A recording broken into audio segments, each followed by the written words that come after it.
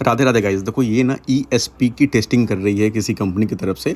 मतलब ये कौन सा कंट्री है पता है आपको? मतलब किसी को पता है तो कमेंट करके बताओ। बट किसी ने मुझे ये वीडियो दिया है कि वो ईएसपी की टेस्टिंग के लिए ऐसे ऐसे जगह पे आते हैं एंड वहाँ पे कई दिन तक कार्स को चलाते हैं, हर कंडीशन में चलाते हैं।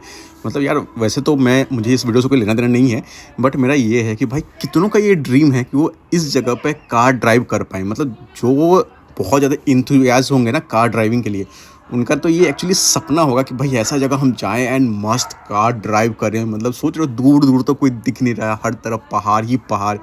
क्या मज़ा आ रहा होगा इसको ड्राइव करने में। वैसे जो गए थे वो तो मतलब एक्चुअली सिर्फ़ टेस्टिंग के लिए गए थे, मतलब उनको इतना ड्राइविंग का शौक भी नहीं है। बट जब मैंने उनसे ये वीडियो माँगा तो वो कह रहे हैं कि इसमें ऐसा क्या है? मैंने कहा भाई इसमें प ऐसा बहुत कुछ है जो बहुत लोगों का ड्रीम है कि भाई ऐसे जगह पे जाएँ एंड ड्राइव करें एंड मतलब दोस्तों के साथ घूमें।